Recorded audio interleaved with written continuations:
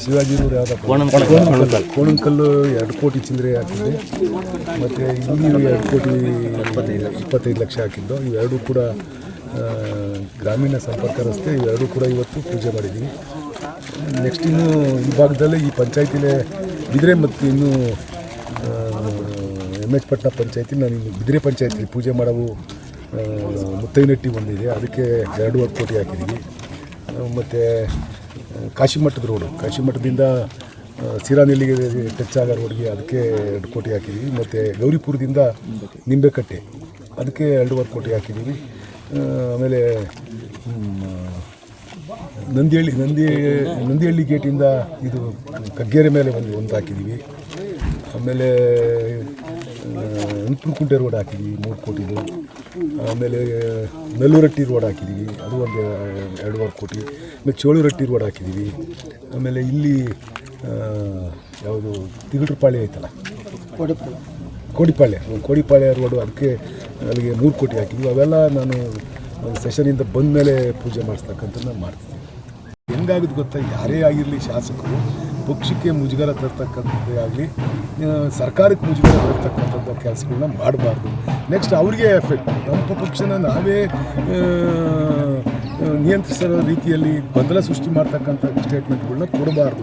ಒಂದು ಸಾರಿ ಹೈಕಮಾಂಡ್ನವ್ರು ಏನೋ ಹೇಳಿವ್ರು ಅಂತಂದರೆ ಅದಕ್ಕೆ ಭದ್ರಾಗಿ ಎಲ್ಲರೂ ಕೂಡ ಹೋಗಬೇಕು. ಯಾರಾಗಿರಲಿ, ದೊಡ್ಡವರಾಗಿರಲಿ, ಚಿಕ್ಕವರಾಗಿರಲಿ, ಅದನ್ನು ಮಾಡಿದರೆ ಪಕ್ಷ ಎಲ್ಲೋ ಒಂದು ಕಡೆ ಬೆಳೆಯುತ್ತೆ, ತಿರ್ಗಿ ಮುಂದೆ ಅವಕಾಶಗಳು ಸಿಗ್ತವೆ. ಪಕ್ಷ ಹಾಳು ಮಾಡ್ತಕ್ಕಂಥ ಕೆಲಸವನ್ನು ಯಾರು ಕೂಡ ಮಾಡಬಾರ್ದು. ಯಾರು ಮಾಡಿದ್ರು ಅದು ಒಳ್ಳೆ ಬೆಳವಣಿಗೆ ಅಲ್ಲ.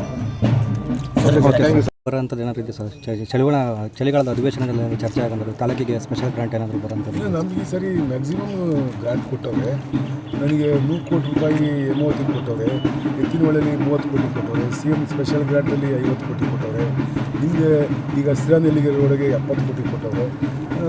ಹಿಂದೆ ಒಂದು CM 25 ಕೋಟಿ ಕೊಟ್ಟಿದ್ರು. ಮ್ಯಾಕ್ಸಿಮಮ್ ಕೆಲಸ ಮಾಡ್ತಾಯಿದ್ವಿ.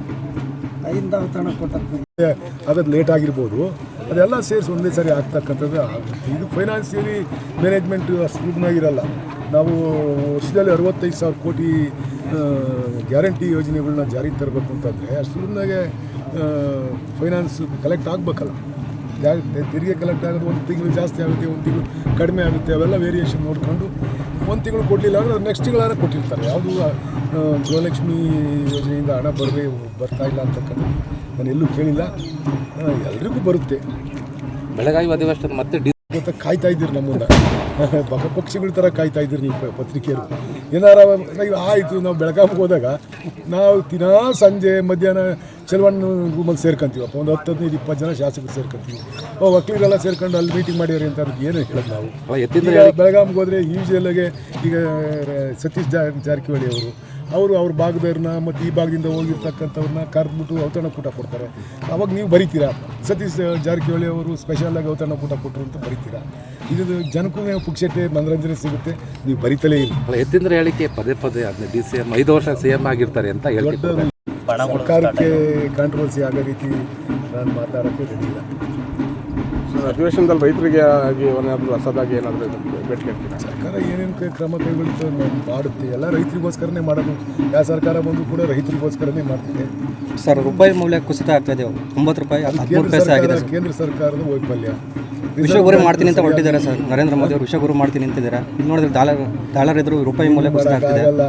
ನಮ್ಮಲ್ಲಿ ಎಕ್ಸ್ಪೋರ್ಟ್ ಕಡಿಮೆ ಆಗಿರೋದ್ರಿಂದ ಆಟೋಮೆಟಿಕ್ಕಾಗಿ ಇವೆಲ್ಲ ಉದ್ಭವ ಆಗ್ತದೆ. ರಿಸರ್ವ್ ಬ್ಯಾಂಕ್ ನೋಡ್ಕೊಳ್ತಾವಲ್ಲ, ರಿಸರ್ವ್ ಬ್ಯಾಂಕ್ ರೂಪಾಯಿ ಅಪಮೌಲ್ಯ ಆಗಿರ್ತಕ್ಕಂಥದ್ದನ್ನ ಸರಿಪಡಿಸ್ತಕ್ಕಂಥದ್ದನ್ನ ಮಾಡಬೇಕು. ಸರ್, ಎಲ್ಲೊಂದು ಕಡೆ ಗೃಹಲಕ್ಷ್ಮಿ